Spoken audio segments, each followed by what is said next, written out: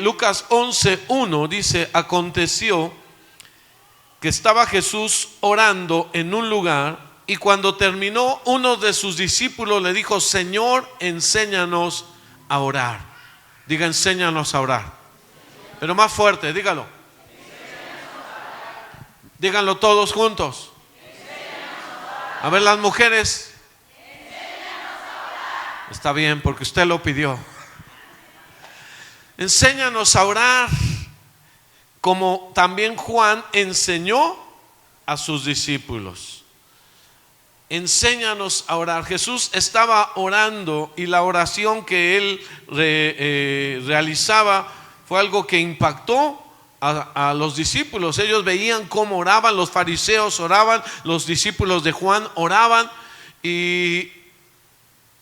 pero había una diferencia en la forma de oración de Jesús.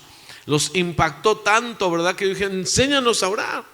Todo judío tenía que saber orar. Eso no era de que ellos no sabían orar. Aquí podemos tener verdaderamente gente que no sabe orar, que nunca ha sido enseñada. ¿Cuántos tomaron clases de oración 1 y 2? Nadie. No tenemos. Yo luego les digo: ¿cuándo? A mí no me dijeron. No, porque no lo hacemos. No hay, y debería de haber, que parte de nuestra formación cristiana, de la lechita espiritual, es enseñarlos a orar. ¿Cómo vas a escribir si no sabes las vocales ni las consonantes? ¿Cómo vas a orar y vivir una vida cristiana si no aprendiste cómo se ora?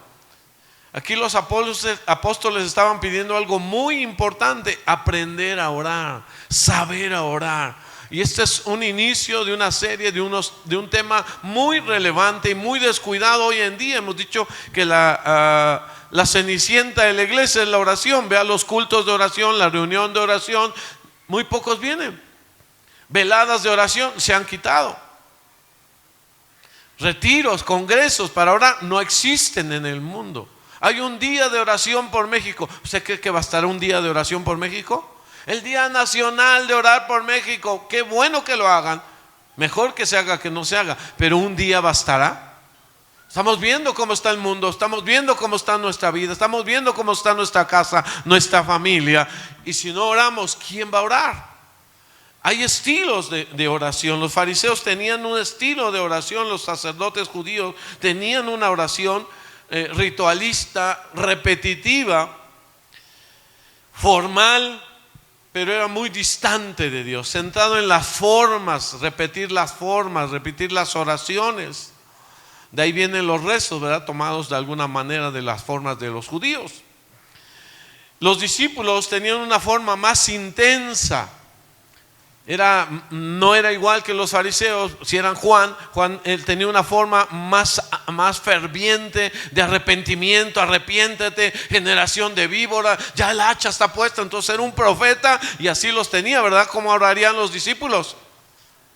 Degollando y rompiendo y cancelando, ¿verdad? Porque así era el pastor Juan, el profeta. Sus discípulos los enseñó a orar en arrepentimiento, en humillación. Pastor, imagínense, alguien venía con el pastor Juan el Bautista: pastor, ¿podrá orar por mí? Arrepiéntase, humíllese, póstrese, pídale perdón a Dios. ¿Verdad? Y ese era el estilo quizá de él, porque así le decía incluso al rey Herodes: no te es lícito tener por esposa a la mujer de tu hermano. Imagínense. O sea, ese no se andaba con medias tintas. Pastor, ore por mí porque ya me quiero casar. La mujer: pues sí, te hace falta oración y ayuno. ¿Cuánto ayuno? Pues como unos 20 kilos. Que rebajes. Así te quieres casar, gorda. Adelgaza, ponte a dieta. Prepárate, hombre, estudia, trabaja. O sea, no me enseñen como Juan, pero eso es profecía. Eso es un estilo de oración. Y hay lugares donde la oración es así, enérgica. Hay lugares donde es muy formal. Soberano Señor, usted que habita en las alturas, muy formal. Pero así fueron enseñados. Usted, Señor, usted haga, usted puede, usted, sí, él puede todo. Pero estamos orando al vacío, casi como que, pues, ¿a quién le están hablando?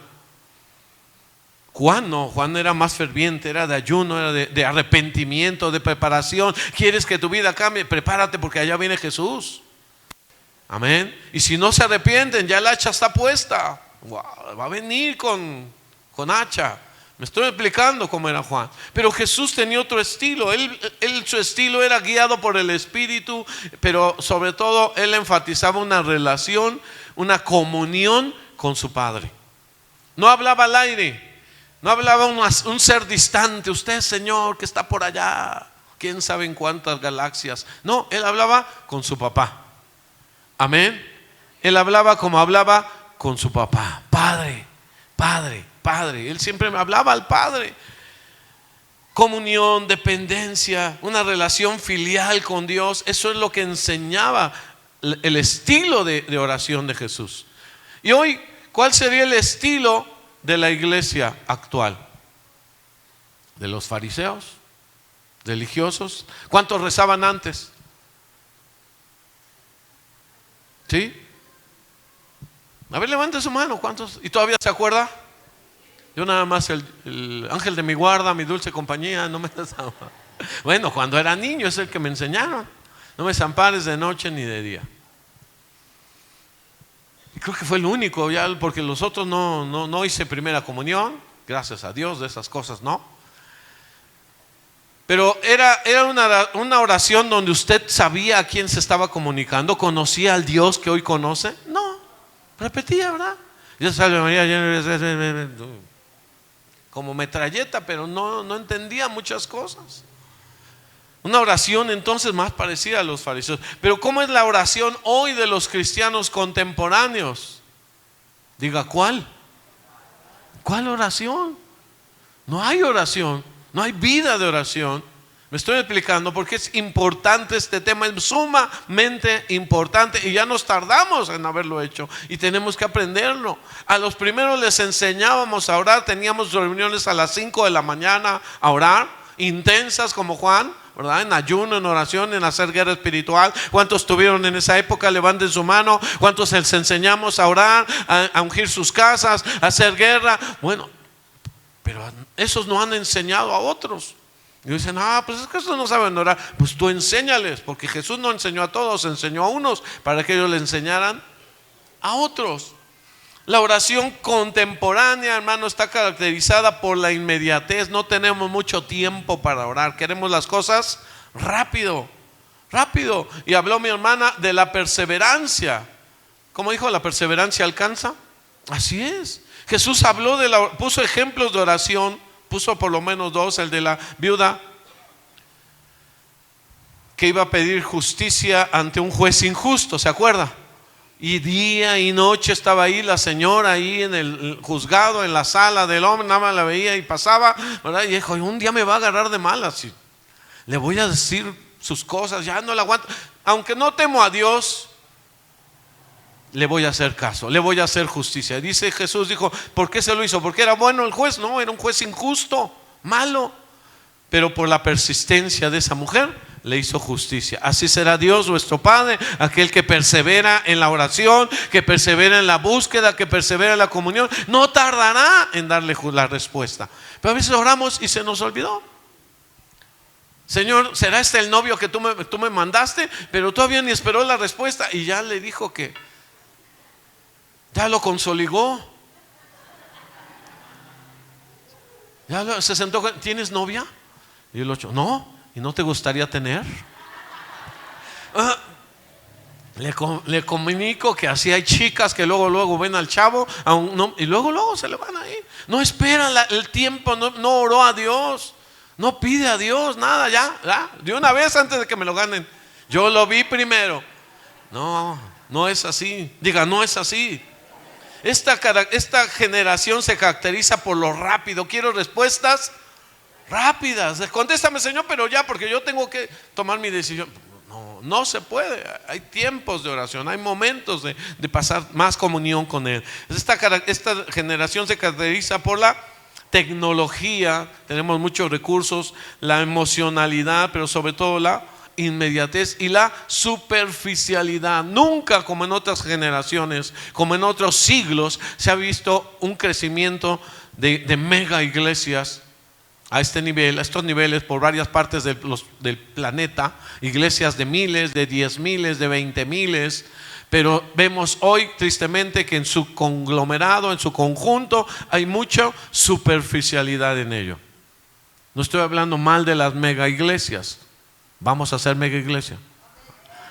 Bueno, gloria a Dios por los que la creyeron. De hecho, yo le había dicho que venía un apóstol el día de hoy. No sé cuántos escucharon el anuncio que hoy venía un apóstol. Bueno, pues aquí está el apóstol para que no diga nada. Es para que despierte. No puedo venir, ¿verdad? Vine de Guatemala, pero a veces se les olvida, creen que la visa es tan fácil. A veces la visa no se las dan a cualquiera y tarda, y a veces dicen, pues yo voy para el otro mes, sí, voy por mi visa en un mes. No, hasta creen. A veces incluso las citas se las tardan. Pero bueno, ese es otro asunto. Entonces estaba hablando de la superficialidad que nos mueve ahí. Nuestras oraciones son superficiales. Muy poca oración hay en el mundo del cristiano hoy. Muy poca oración. Y de esa poca oración, mucho es vano. Mucho es superficial. Mucha no llega ni al techo. Mucha de esa oración no llegó ni a 3 sillas. No movió el reino espiritual. No tocó esferas importantes. ¿Me estoy explicando? Entonces tenemos que cambiar. Tenemos que aprender ahora. Miren, dijo uno de los padres apostólicos, padres de la iglesia primitiva de San Juan, Crisóstomo, decía: no es oración la que no cuesta. No es oración la que no cuesta. Estaba orando, era gente que aprendió a orar, a clamar, a estar ahí, a pedir a Dios. Otro dijo: la oración no cambia a Dios, pero cambia al que ora. Otra vez, la oración no cambia las decisiones. Muchas veces yo pienso que sí, que a veces sí Dios mueve algo, ¿verdad? Nuestra oración, si no, no tendría caso orar. Pero la mayoría de las veces no cambia la situación, pero nos cambia a nosotros respecto a esa situación. Dile a tu hermano: te hace falta orar. Dile a tu hermano: te falta más oración. La oración es la que te va a cambiar. La oración trae transformación. Por eso muchas vidas no cambian, porque no oran. Yo he dicho: músico que no ora, músico que no adora, viene aquí a sufrir, a sudar, a querer hacer algo en lo natural. Dice: ¿qué está pasando? Porque no oraste. No oraste. Hubo un predicador que se subió y dijo: cuando a mí me toque van a ver, y no sé qué. Y el día que subió con libros, con textos, con palabras, y sudó, agonizó y fracasó. Tremendamente humillado, bajó ahí, se postró a orar y se fue. Y un viejito le dijo: mira, hijo, ven, te voy a dar un consejo. Si hubieras subido como bajaste, hubieras bajado como subiste. Si hubieras subido humillado, si hubieras subido humilde, si hubieras subido en oración, Dios te hubiera puesto como subiste, arrogante y poderoso. Así hubieras subido. Si hubieras subido como bajaste, hubieras bajado como subiste. ¿Qué es la diferencia? La oración. La oración cambia las cosas, cambia nuestra percepción de eso. Fíjese, si solo oras cuando estás en problemas, estás en problemas. Si solo oramos cuando no hay otra alternativa, rompe el cristal y uses en caso de emergencia. Así tenemos la oración. Para los casos difíciles, desesperados, ya no encontré cómo hacerlo, todo me va mal, ya no me siento así, ahora sí voy a tener que orar. No, si tú piensas que la oración es solo para los tiempos de problemas, tienes graves problemas. ¿Está aquí?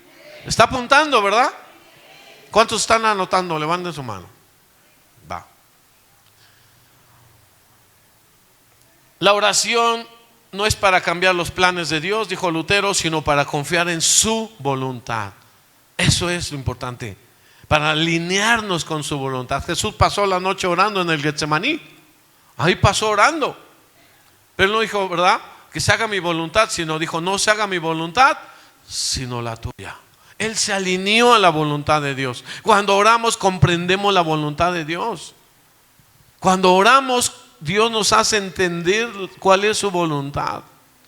Y aunque no la entendamos, hemos orado y confiamos en ese Dios bueno.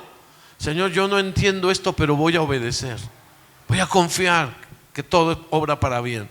La oración es el aire que produce el calor interno o el fuego del corazón hacia Cristo. La oración es el aire, y usted sabe que no hay combustión si no hay oxígeno.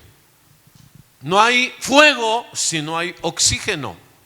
Entonces no va a tener una vida fuego si no hay oxígeno. Y la oración es el oxígeno del cristiano. Amén.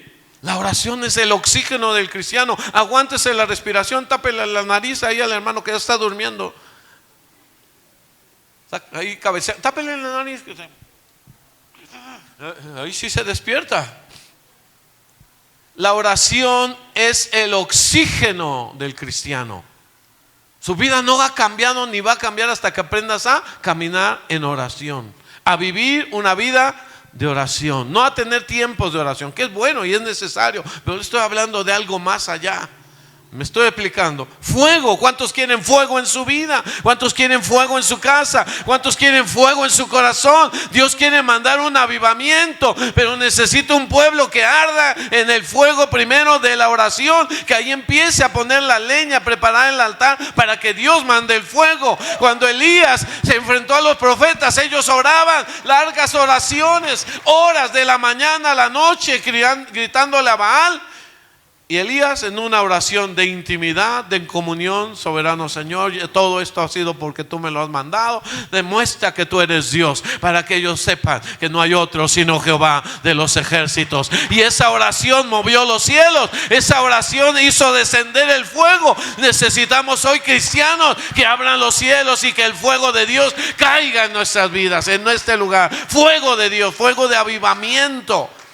Amén. Pero si vivimos religiosamente, rutinariamente, entonces sin oxígeno no hay fuego. Otra vez dígalo: sin oxígeno no hay fuego. Enséñanos a orar. Ese debía de haber sido su petición, su necesidad. Te has convertido en mi mayor necesidad. No es la salud. Tu necesidad es aprender a orar para que Dios te dé tu salud. ¿O no? Claro. Debe de ser una necesidad. Jesús oró en el Getsemaní con agonía, no buscando consuelo, sino obediencia. Aprender a obedecer, a humillarnos. Dice Mateo 26:40. Vino luego a sus discípulos ahí en Getsemaní, mientras Jesús estaba agonizando en oración, sufriendo en oración. Vino con su gente que les había pedido que lo apoyaran. Sabes que a veces hay gente que dice: yo voy a orar por ti, pero cuéntame todo. Dime más, a ver, pero dámelo para poder orar bien. Y a veces nada más por chismosa. Bueno, aquí no. Vino luego a sus discípulos y los halló durmiendo. Y dijo a Pedro: ¿así que no habéis podido velar conmigo una hora? Ni tan solo una hora. Velad y orad para que no entréis en tentación. El que ora deja de pecar. El que peca deja de orar. La oración te aparta del pecado, así como el pecado te aparta de la oración. ¿Por qué no oras? Porque estás cediendo a la tentación. No habéis podido orar conmigo una hora. Velad y orad para que no entréis en tentación. El espíritu a la verdad está dispuesto, pero la carne es débil. Algunos tienen deseos de orar, pero su carne es débil, está cargada de cosas. No saben orar, no saben cómo orar con eficacia. Pero mientras más tiempo dediquemos a la oración, más profundamente podremos experimentar el mundo espiritual, poder vivir en él. ¿Cómo van a resucitar los muertos? Con las manos sobre los enfermos pondrán sus manos. Sí, pero tienes que declarar, tienes que orar, tienes que saber orar. ¿Cómo orar? Amén. Entonces esto es lo que estoy tratando de enseñarle como introducción. Saber orar no es cuestión de un momento. No es de que todos llegamos, como ya celebramos a Cristo, sabemos orar. No. ¿Qué es oración? Todo lo decimos en palabras sencillas. Orar es hablar con Dios. Hablar con Dios. Y a veces no sabemos hablar con Dios. Hay muchos errores que se cometen, le decía yo, en la oración. Estos hombres habían caminado con Jesús 3 años y medio, pero se durmieron. cabecearon. Hay un tiempo para orar. Sabe que los judíos, miren, los musulmanes oran 5 veces al día. Vamos a compararnos, no, mejor ni nos comparemos. 5 veces al día. Al alba, antes del amanecer, cuando aparece la primera luz en el horizonte, en cuanto empieza a amanecer, dice Naucalpan, 4:46 de la mañana. A las 4:46 de la mañana, ahí empiezan a orar, si vivían en Naucalpan. Es una oración matutina de gratitud por una nueva oportunidad de ese día. Al mediodía, al primero se llama olvídelo. El segundo se llama Dur, está más fácil. A las 12:43, al mediodía, una pausa en medio del día, en medio del trabajo, en medio de la ocupación. Ahí tienen que orar para reconectarse con Dios, reconectarse con lo espiritual. No meterse tanto en lo cotidiano. Imagínense cuando más acelerados andan. Ellos hacen esa pausa. A la tarde, a las 4 de la tarde, cerca de las 4 de la tarde, la oración de la tarde. A las puesta del sol a las 7, después de las 7:20 su oración cuarta. Y a las 5, la quinta es a las 8:35 más o menos. Cuanto a la oscuridad es completa, ya están preparando para dormir, para un descanso, ¿verdad? Y darle gracias a Dios. Imagínense, 5 veces al día. Los judíos oran menos, nada más oran 3 veces al día. En la mañana es el Saharit, desde el amanecer hasta la media mañana, de las 6 a las 10 es la oración de mañana, es la oración Saharit. A ti, oh Jehová, levantaré mi alma, Dios mío, en ti confío, como dice. De mañana me presentaré a ti y oraré, dice el Salmo 5. Y ahí nos enseña, ¿verdad? De mañana me presentaré. David decía, te buscaré de mañana, madrugaré a buscarte, dicen los salmos. Era la oración matutina, desde las 6 de la mañana hasta las 10. Así es que usted se pone a orar a las 9:55. Todavía es de madrugada. No, ya no es de madrugada, pero es la oración matutina. Amén. Gratitud, ¿qué se ora ahí? Gratitud por un nuevo día. Se busca comenzar con conciencia espiritual y una conexión con Dios. La minja o minjá en la tarde, desde la 1 a las 6:30, es la oración del atardecer. Y en la noche, Marib Arbit, es la oración desde las 8 de la noche en adelante, cuando salen las estrellas. Bueno, aquí no tenemos estrellas, pero tenemos la hora. A las 8 de la noche, reflexión y protección espiritual antes de descanso. ¿Usted ora antes de dormir? ¿Cuántos oran antes de dormir?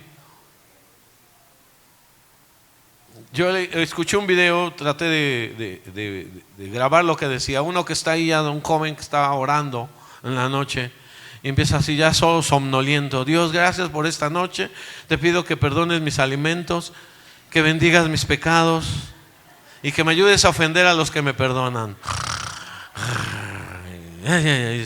No me dejes caer en bendición, que diga no, en tentación. En bendición sí, en bendición hasta yo me tiro. Gracias Dios y que Dios te bendiga. Me dio mucha risa, ¿verdad? Porque muchas veces oramos así, a todos nos ha pasado. Que usted está orando por algo y empieza a orar por los alimentos. ¡Ay, caray! Que perdonen mis alimentos, que bendigan mis pecados. No sabe qué está diciendo, porque a veces ya estamos más dormidos que despiertos. Amén. Pero hay que orar. Y hay que aprender a orar en el momento más adecuado. Jesús estaba orando en un lugar, dice, y cuando terminó de orar, uno de sus discípulos le dijo, enséñanos a orar, enséñanos a orar.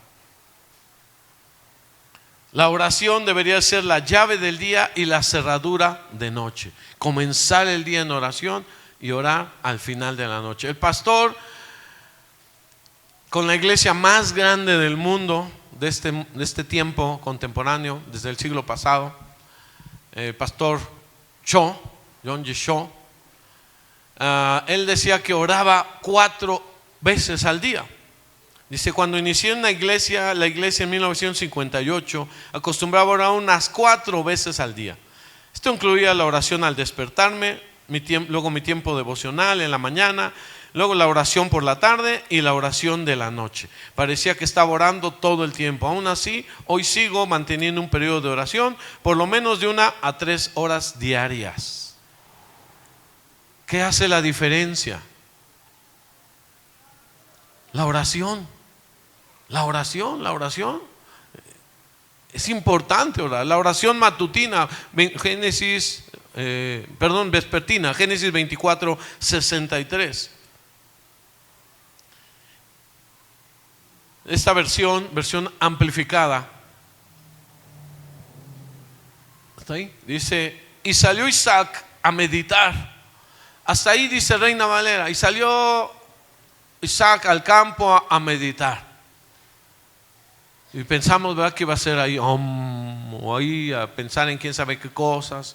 No, lo que realmente quiere decir, por eso la amplifican, dice en oración. Salió Isaac a meditar y a postrarse en oración en el campo por la tarde. Y alzando sus ojos vio que aquí venían los camellos. ¿Y quién venía con los camellos? Eleazar. ¿Y quién había traído a Eleazar? ¿Quién venía con Eleazar? ¿Quién? La Rebequita. ¿O no fue? Ya le traían a la esposa, ya le traían con la que se iba a casar, la escogida por Dios para que se casara con él. Pero él había salido y ocupado su tiempo, esa espera, ¿en qué? En oración. Salió a orar, a meditar, y cuando estaba orando, postrado, dice ahí, postrado, vio que venían los camellos. Ya venía la respuesta. La respuesta de Dios está más cercana de lo que tú crees. La respuesta de Dios está de tu estatura a tus rodillas. Amén. Nada más arrodíllate, nada más póstrate, clama a mí, yo te responderé, pero póstrate, ponte a orar. Denle un aplauso al Señor en esta hora. Yo sé que a usted quizá le incomoda, o a alguno lo molesta, o dice, ay, ¿por qué no dan otro? No hay otra. Usted tiene que aprender a orar. Tenemos que aprender a orar. Cuando vamos o ponemos a alguien a orar, no falta que orar. Señor, en esta hora te pedimos, Señor, porque sí, Señor, tú sabes, Señor. Y va. ¿A poco así hablamos con las personas? Cuando usted está haciendo, pues sí, Jonathan, fíjate que fue mi cumpleaños, Jonathan, porque pues estoy muy agradecido, Jonathan, porque ya lo Jonathan tiene un montón. Al Señor también lo señoreamos, lo padreamos, lo repetimos y repetimos y repetimos, porque no sabemos orar. No sabemos. ¿Cuántos saben orar? Bien, que digan, pastor, pruébeme, va a ver qué. A ver, pasa aquí, ahorita lo vamos a pasar. ¿Cuáles son las posturas físicas? ¿Cuál fue la postura de Isaac? Se postró. Y entonces hay posiciones como de pie. ¿Podemos orar de pie? Sí. De rodillas también. De hecho, una frase que me impresionó, la primera que oí. Mi abuelo materno tuvo un accidente en el baño, se resbaló, ya estaba viejito, cayó en coma y falleció. No lo conocimos mucho. Él vivía en otro estado, después ya vino acá con mi tía y bueno, ahí estaba ahí. 2, 3 veces nos saludamos. Incluso me decía, hijo, come bien, te vas a hacer tuberculoso, porque me veía muy flaco. Come bien. Y bueno, entonces fallece, vamos ahí y llegan sus hermanos de su congregación. Empiezan a cantar y al que no ha estado ahí, pues se le hace raro, ¿verdad? ¿Y estos qué cantan? ¿Y por qué aplauden? ¿Y por qué palmean? Pero cuando tocó el mensaje, antes de esto dijo este director, este pastor, no sé qué era, dijo esta frase que me impactó. Vamos a arrodillarnos, porque los hombres nos hablamos de pie, pero a Dios le hablamos de rodillas. Y nos arrodilló. Y en el panteón, hermano, no hay pastito, ¿verdad? No hay alfombra, no hay tapete. Vamos a arrodillarnos, todos polvosos ahí, pues ahí nos hizo arrodillarnos, porque no le estamos hablando a cualquier hombre, estamos hablando a Dios. Los hombres nos hablamos de pie, pero a Dios le hablamos de rodillas. ¿Sabe que eso cómo impacta? Pues, ¿qué Dios tienen, verdad? pues ¿a quién le están hablando? Y eso te hace reflexionar que cuando tú oras no oras a cualquier persona, no te diriges a tu vecino, te diriges al Rey de Reyes, al Señor de Señores, al Dios Todopoderoso, al que hizo los cielos y la tierra, hermano. Entendiendo a quién le estamos hablando. Podemos hablar a Dios de pie, sí, pero mejor si lo hacemos de rodillas, postrado. Diferente entre arrodillado y postrado es tirado al piso, no así acostadito, sino boca abajo. Amén. Postrado, que tu cara quede en el suelo, eso es postrarse. A veces los que dirigen lo hacemos metafóricamente, porque no nos postramos. Vamos a postrarnos, y cuando más nos arrodillamos, pero no todos. Postrado, sentado. ¿Se puede orar sentado? Sí, si usted va en un camión, va en el micro, está ahí, puede sentarse. Con las manos levantadas, en oración. Levante sus manos en oración. Señor, y estoy pidiendo, ¿verdad? Estoy dependiendo, estoy entregándome a Él. Con las manos juntas. Casi no hemos visto a nadie que ore con las manos. Pero hay ¿cómo se llama? Un emoji. ¿Sí lo ha visto? WhatsApp, ¿cómo están las manos? A ver, póngalas. Póngalas así y voltea a ver a su hermano. Oye. Santa Marta, Santa Rosario, Santa Alejandra. Voltea a verte, hermano. Ponga sus manitas así.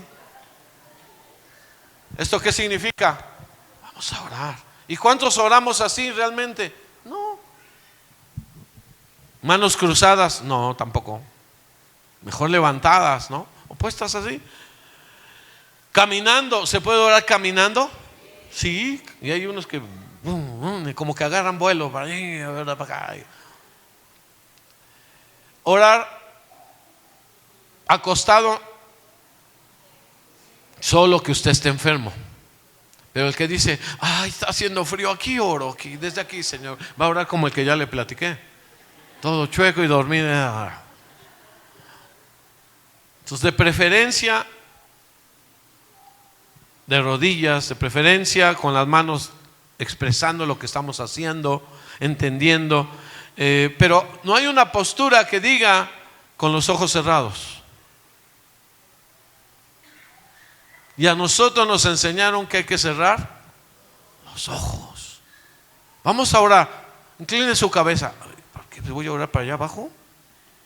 ¿Por qué no levantada? ¿No sería así? Pero muchos, incline sus ojos, incline su cabeza, cierre sus ojos, incline su cabeza, levante sus manos, como que ya son posturas que te están diciendo, pero no necesariamente pueden ser la única manera. ¿Me estoy explicando? ¿Por qué con los ojos cerrados? Para concentrarte, para no desviarte. Pero estaba yendo a otro que dice que me regañaron porque él iba a dar gracias por los alimentos. Y le dice, pero ¿cómo tú cierras los ojos? ¿Por qué cierras los ojos? Dijo, pues es que así oro. Dijo, pero ¿cómo te vas a poderle inspirar para decirle, Señor, gracias por esta comida, mira qué bien se ve esto, wow, todo? Amén. Dijo, y ahí aprendí que no necesariamente se tiene que cerrarlo. No, cuando estás ante un endemoniado, no cierres los ojos, porque lo que tú estás ahí, ya el otro te golpeó, te zarandeó, te vomitó. Amén. Estaban orando ahí un hermano una vez por unos jóvenes, una fila los tenía ahí. Y yo terminé de dar la clase, estábamos dando la academia, era otro grupo, y cuando salgo veo y me iba a acercar, dije, no, hay que ore por él. Y cuando volteé otra vez, oró por uno que le agarró.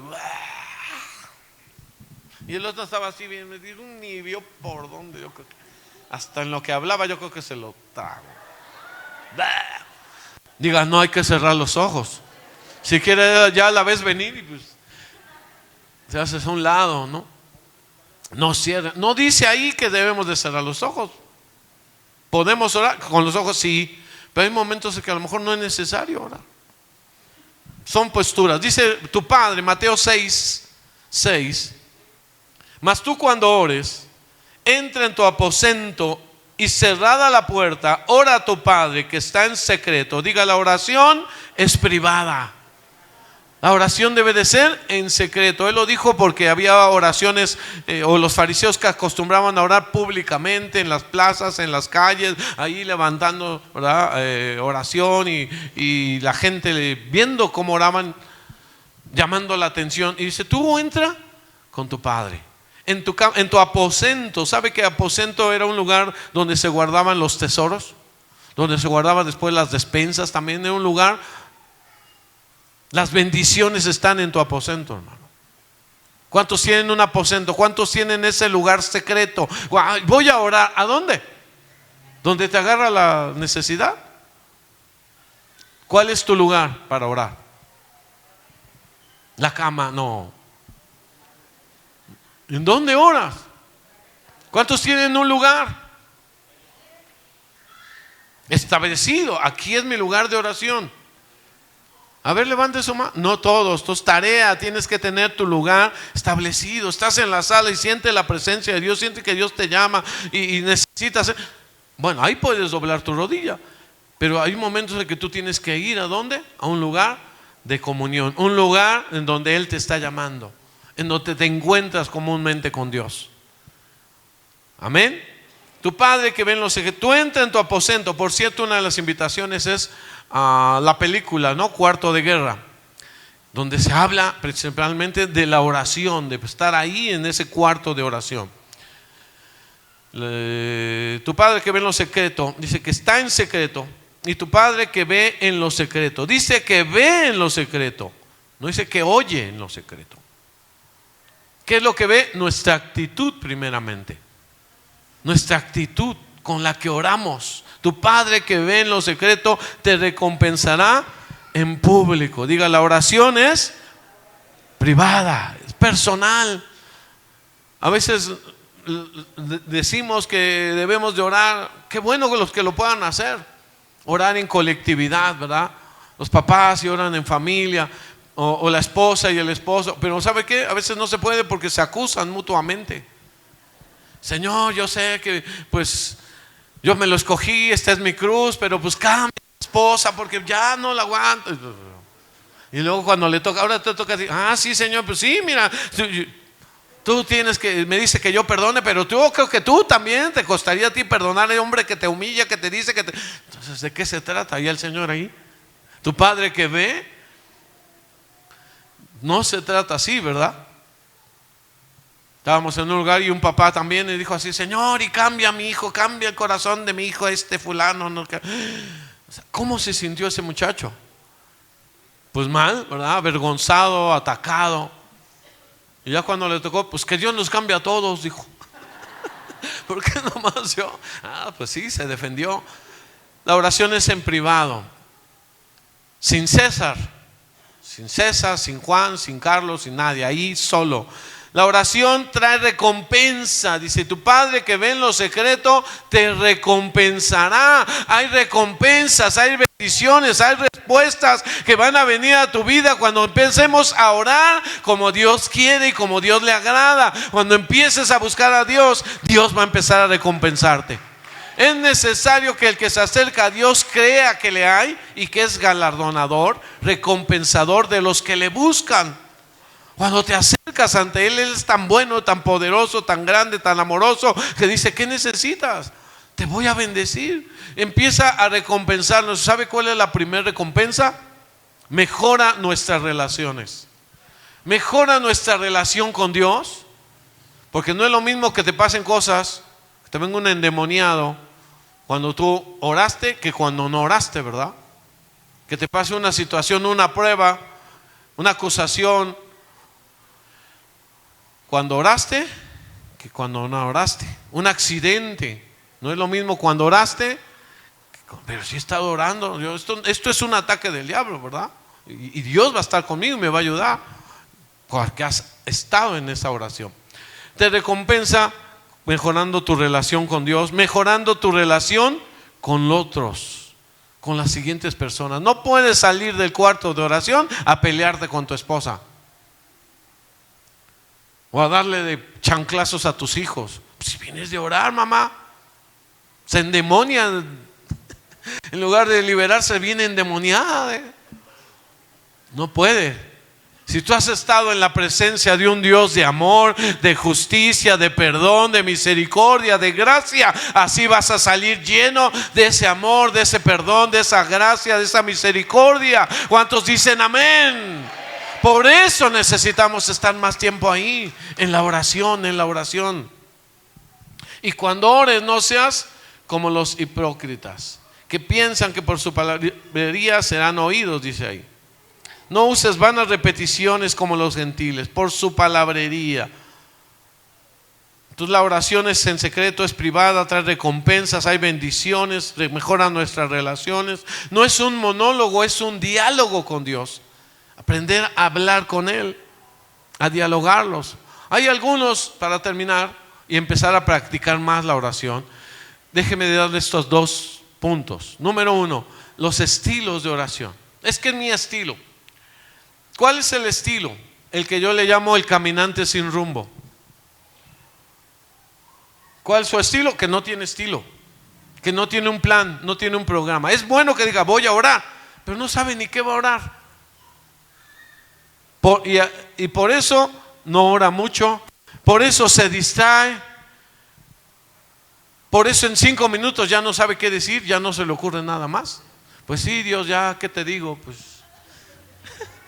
¿qué te puedo decir? Pues ya no sabe qué decir. ¿Por qué? Porque salió a la buena de Dios, como alguien que va a dar un paseo y dice, ¿para dónde voy? Pues para allá, y ahora para acá, y ahora para acá. Y al final llegó a un punto y se regresó, pero no supo ni a dónde ni por qué iba.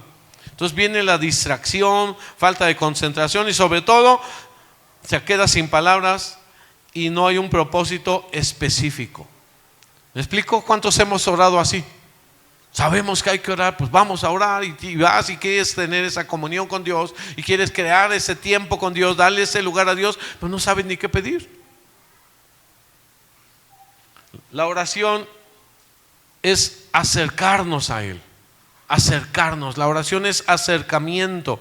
Acuérdense que había un tabernáculo en el pueblo judío. Ellos veían un lugar físico, vamos a ese lugar, y había un altar y había un lugar santo, lugar santísimo, y había un proceso para acercarse.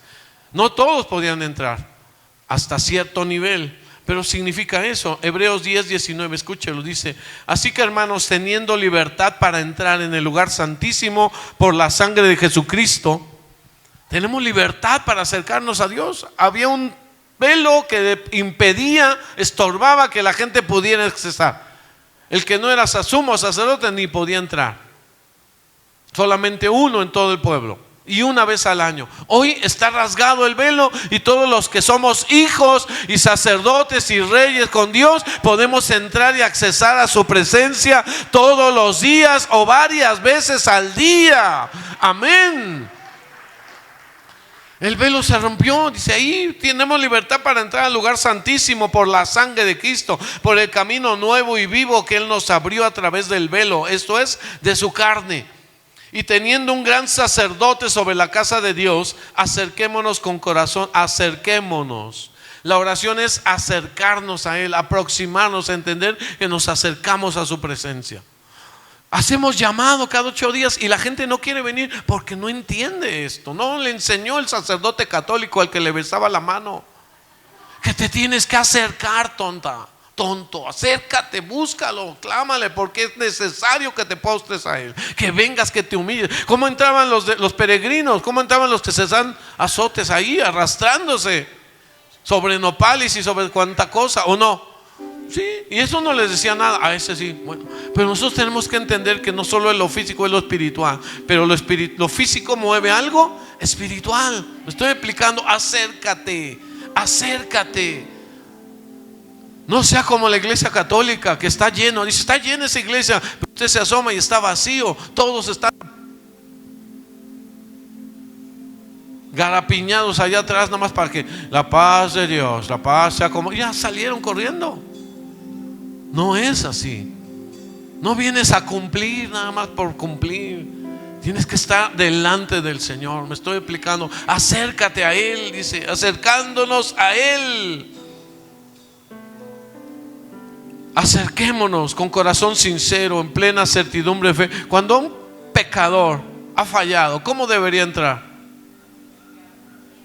¿Cómo? Una persona que de verdad reconoce su pecado, ¿va a entrar así?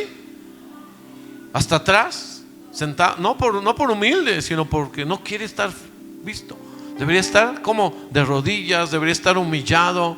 ¿Se acuerda de ese publicano y el pecador que uno subió y decía: Señor, te doy gracias porque no soy como estos pobres? No, yo no soy como ese publicano, yo no soy como esto, yo doy diezmos, yo oro, yo hago, yo.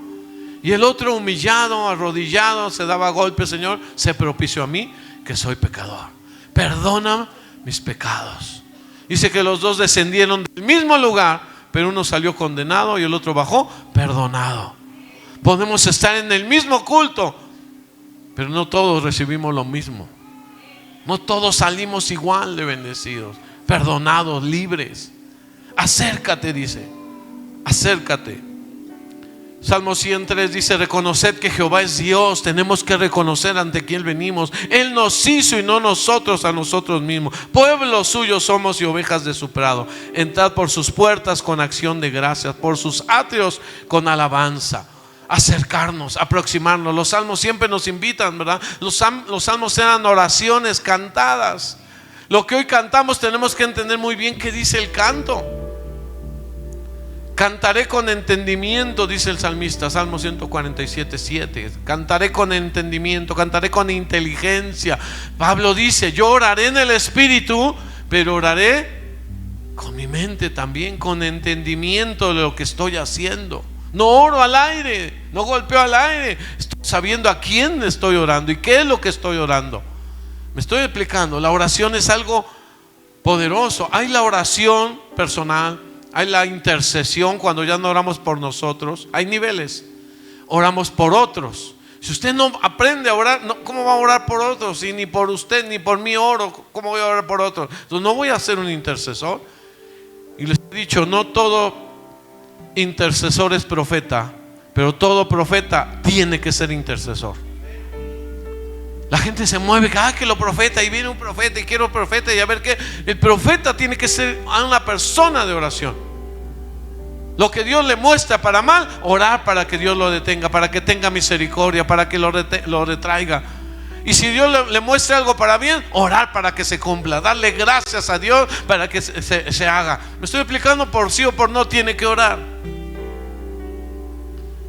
Oración, intercesión, intercesión profética, otro nivel. Guerra espiritual. Si tú no pasas esos niveles, el diablo te va a zarandear, te va a espantar en tu casa y no tienes autoridad ni sabes con qué orar. Tomo la espada del Espíritu. Esta espada es de cartón. No tienes escudo, no tienes armadura, no tienes nada, no tienes palabra, no tienes armas para pegarle al diablo. ¿Cómo venció Jesús? Escrito está. Pero él tenía, aparte de escrito está, la Biblia, una vida de comunión con el Padre. Si Jesús, siendo Dios, nos enseñó que él tenía que orar, ¿por qué nosotros no podemos decir, pues si él le hacía falta o él quería hacer, ¿por qué nosotros no? Tenemos que orar y pasar más tiempo con Dios. Cercano está Jehová a todos los que le invocan, a todos los que le invocan de veras. Hay unos que invocan a Dios de verdad y otros que no lo hacen. Quiero leer este Salmo 145:18 en versión lenguaje actual. Dice: siempre está cerca de los que le llaman con sinceridad. Siempre estás cerca de los que te llaman con sinceridad. Tú atiendes los ruegos. ¿Sí está ahí? No sé si está. Ok. Tú atiendes los ruegos. Así está bien. De los que te honran. Les das lo que necesitan y los pones a salvo. Siempre estás pendiente de todos los que te aman, pero destruyes a los malvados. La oración trae promesa. Él oye nuestra oración, Él escucha. Deberíamos hablar o decirle: Señor, pues ya ni te digo nada porque tú ya lo sabes todo. No, Él quiere que lo empecemos a decir, platicar con Él. Me estoy explicando. Hablar más con Él, escucharlo. Decían, es un diálogo, no un monólogo. no solo es lo que hablas. La mejor oración no solo es hablar, sino es oír. ¿Qué tanto oyó? ¿Qué tanto oíste a Dios? ¿Qué te ha dicho Dios? ¿Tuviste ese tiempo? ¿Has estado en tiempo de oración? Y que no es qué le estás diciendo a Dios, sino qué Dios te está diciendo en esos tiempos de oración.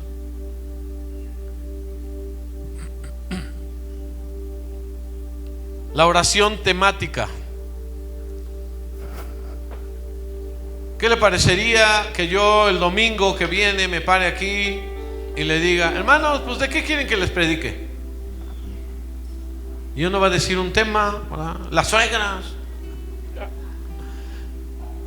milagros, la fe, el evangelismo, la bestia, el anticristo, ya el fin del mundo. ¿Estará bien? Que yo agarre, pues te voy a hablar a ti, voy a contestar. No, porque es El una zumbido es el bajo. revoltura, no vamos a llegar a nada. No estudiamos ni un Entonces tema voy a estarlo muteando y como cuando debería empiecen de a ser. tocar lo Estoy explicando. desmuteo. La oración también, cuando agarramos de chile, de mole y pozole, y deberíamos de agarrar de qué vamos a orar, de qué vamos a pedir. Podría tener una guía y una base, sí, sin volverlo un rezo. Un rezo es una repetición.